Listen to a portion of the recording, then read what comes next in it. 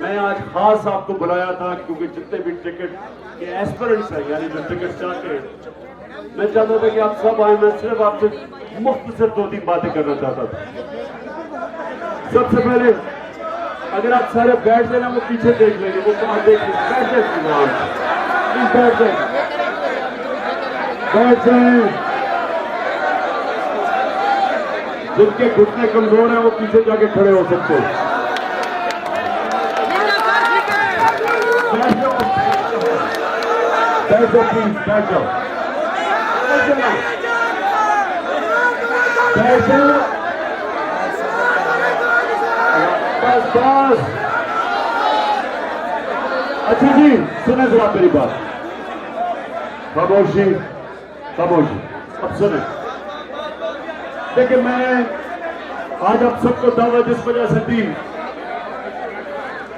कि ये पाकिस्तान की तारीख का सबसे अहम इलेक्शन है।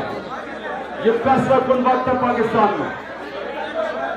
सारी पाकिस्तान की पॉलिटिकल पार्टीज एक तरफ, तहरीक इंसाफ एक तरफ, उनके साथ बदकिस्मती से इस वक्त एस्टेब्लिशमेंट भी है, लेकिन हमें उम्मीद है कि उनको अकल आ जाए और वो अवाम के साथ खड़ी हो।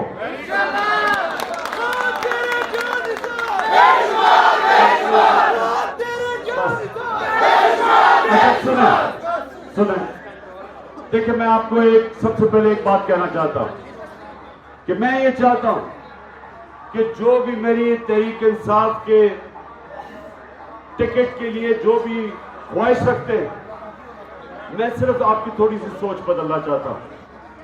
मैं ये नहीं चाहता कि जिस तरह इस मुल्क की 70 साल तारीख में जब भी जो ज्यादातर 95% लोग इलेक्शन वो लड़ने आते हैं, जो ये समझते हैं कि एमपी या एमएनए बन के उनके में कोई इज्जत का इजाफा हो जाएगा, वो शायद पैसा ज्यादा बना ले, उनका अपने हल्के में टैका हो जाएगा, डीसी भी बात सुनेगा, थानेदार भी सुनेगा, या पटवारी भी सुनेगा। यानी छोटी छोटी ख्वाहिशें हैं, बड़ी सोच नहीं है। इस वजह से हमारा मुल्क का यह हाल है कि अगर जो इलेक्शन जीत के असेंबली में बैठता है उसको पाकिस्तान की फिक्र ही नहीं है। सिर्फ उसका एक मकसद है कि मेरे लिए क्या है, क्या मैं अपने हल्के में अपने काम करवा सकता हूं, जायज और नाजायज, क्या मुखालफिन के खिलाफ पर्चे करवा सकता हूं। यानी हमारी सियासत वहां आके रुक जाती है। वो समझते नहीं है कि सियासतदान सारी दुनिया में एक तरफ गालियां निकालते हैं लोग, और दूसरी तरफ सारे अल्लाह के पैगंबर लीडर थे। सियासत इबादत भी बन जाती है। जब आप असेंबली में आके आपको अगर लोग इलेक्ट करते हैं, जब आपको टिकट मिल जाता है, तो आपको एक लीडर बनने का मौका मिल जाता है। आप फिर जाके अपने हल्के को लोगों को साथ मिला के, उनके काम करके, उनकी दुआएं लेके आपको मौका मिलता है ऊपर जाने का। लेकिन अगर आपका मकसद सिर्फ ये है, ये जो सारे बैठे हुए हैं जिनको गालियां पड़ती हैं, जो इलेक्शन से भाग रहे हैं, उनका सिर्फ मकसद ये है कि मैं इक्तदार में आके अपने लिए जात के लिए क्या कर सकता हूं। पैसा चोरी करके मुल्क से बाहर को बड़े बड़े मालात खरीद लिए, लोगों से झूठ बोला, अवाम में आते हुए डरते हैं, इलेक्शन से वो भाग रहे हैं, चाहते हैं किसी तरह एस्टेब्लिशमेंट मिलके इलेक्शन में एक बददियानतदार इलेक्शन कमीशन को साथ मिला के इलेक्शन जीत जाएं ताकि फिर से लूटमार करें। लोग इनको बुरा भला कहते हैं, गालियां मिलती हैं, बदवाएं लोग देते हैं। इतने पैसा इकट्ठा करके लंदन में भी सारा वक्त नीचे लोग गालियां निकाल रहे होते हैं। जिल्लत अल्लाह की तरफ से आती है। ये जिल्लत चाहे जितना मर्जी पैसा खर्च करे किसी को बुरा भला कहने के लिए, कोई इंसान दूसरे इंसान को जलील नहीं कर सकता। ये अल्लाह की तरफ से जिल्लत आती है। इंसान अपने अमाल की वजह से जलील होता है। जितनी इन्होंने किरदार कुशी की है मेरे ऊपर, इस मुल्क की तारीख में शायद ही किसी के ऊपर ये किया हो, उसके ऊपर किताब लिखवा दी हो पैसे दे के, गंद उछाला हो, हर रोज कोई नया वो शुक्र है आप अल्लाह हक है ना आपके सामने होगा कि इमरान खान को घड़ी घड़ी घड़ी कह के वो पता चला घड़ी किधर गई है, चोरी किधर हुआ, गाड़ियां चोरी हो गई।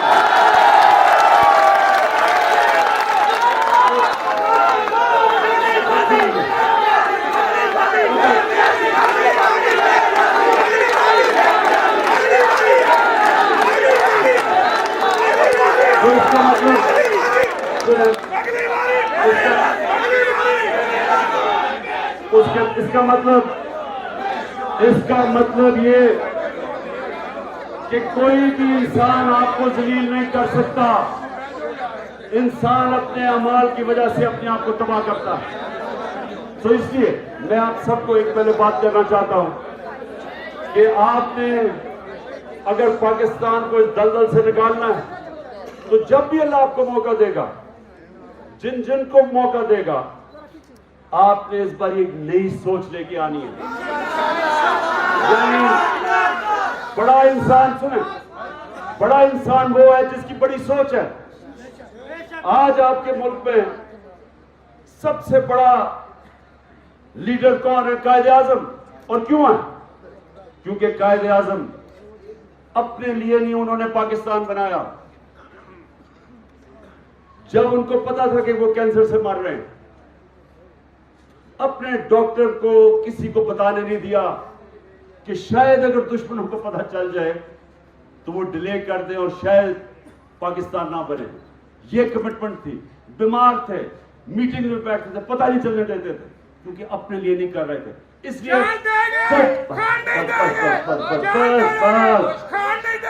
जब तक, और इंशाल्लाह हमेशा हमारा मुल्क रहेगा, लोग हमेशा कायदे आजम को दुआएं देंगे, उसका लीडर मानेंगे उसे, क्योंकि उसने अपनी जात के लिए पाकिस्तान नहीं बनाया था, पावर के लिए नहीं बनाया था। गांधी और नेहरू ने उसको हिंदुस्तान की वजारत उस्मा की ऑफर कर दी थी। ये समझे जिस तरह हमारे नबी सल्लल्लाहु अलैहि वसल्लम को उन्होंने कहा चांद, जब उन्होंने कहा ना कि हम सब कुछ देना चाहते हैं, उन्होंने कहा चांद एक हाथ में और सूरज एक हाथ में, तब भी मैं नहीं अपने मौक़िफ़ से पीछे हटूंगा। उसी तरह कायदे आज़म ने, उन्होंने कहा हम कभी पाकिस्तान के से पीछे नहीं हटेंगे, और इसीलिए आज तक हम उनसे प्यार करते हैं। नेल्सन मंडेला 27 साल जेल में रह के सब मुखालफिन को माफ कर दिया, क्योंकि वो अपनी जात के लिए नहीं था, साउथ अफ्रीका में आजादी के लिए खड़ा था। जब तक साउथ अफ्रीका रहेगा, मंडेला को लोग प्यार करेंगे। और इमरान खान को भी। इसलिए मैं आप सबको, देखें, आप सब जब टिकट मांगते हैं, आप लीडर बनना चाहते हैं, असल में ये आप कह रहे हैं कि हम अपने हल्के का लीडर बनना चाहते हैं, तो लीडर की सोच रखें। पहले सोच उस दुनिया के लीडर की समझे जिससे ना कभी आया ना कभी आ सकता। जब उन्होंने आखिरी खुतबा दिया तो ये जरा सुने, आखिर में उन्होंने जब खुतबा खत्म किया तो उन्होंने, लाख लोग खड़े थे, उन्होंने पूछा कि अल्लाह के सामने गवाही दो कि मैंने पूरी ईमानदारी से अपना पैगाम तुम्हें पहुंचाया। तो जैसे जैसे आवाज पीछे, क्योंकि पहला रो, फिर 10 रो, फिर आगे पीछे, आहिस्ता, तब तो लाउड स्पीकर नहीं थे, आहिस्ता आहिस्ता जब आवाज पीछे गई तो एक पूरा शोर उठना शुरू हुआ। सारे लोगों ने कहा, हाँ नबी सल्लल्लाहु अलैहि वसल्लम, दयानतदारी से आपने अल्लाह का पैगाम दिया, हम गवाही देते हैं। और उसके बाद सारा मजमा रोना शुरू हो गया। क्यों? क्योंकि सबको पता था कि वो अपनी ताकत की तो अरूज पे थे, लेकिन उनका जो आखिरी खुतबा था, उन्होंने कहा मैंने अपना दीन मुकम्मल कर दिया। और सारों को ये एकदम आया कि ये तो सिर्फ एक अल्लाह का पैगाम देने आए थे, जात के लिए नहीं आए थे। रोना शुरू कर दिया कि शायद आप दुनिया से चले जाएंगे।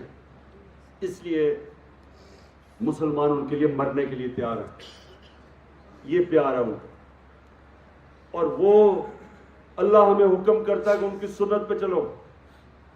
और उनकी सुन्नत ये है, जो उनके बड़े बड़े आशिक नबी दासत हजरत दाता साहब, मियां मीर, बुल्ले शाह, बाबा फरीद, ये सारे आशिक रसूल थे। आज इनके उर्स के ऊपर लाखों लोग क्यों जाते हैं? क्योंकि वो भी इंसानियत के लिए आए थे, तो जात के लिए नहीं आए थे। तो जो सियासतदान है, जब वो इंसानियत की खिदमत करता है, वो इबादत में चली जाती है। जब वो जात के ऊपर आता है, वो नवाज शरीफ वफादारी बन जाता है, लोग गालियां निकालते हैं, देते हैं। तो आपने अच्छा, मैं आपको ये वादा, क्योंकि मैं अल्लाह से ज्यादा मुझे खौफ है, मैंने इस बार सारे टिकट आपको मैंने देने हैं।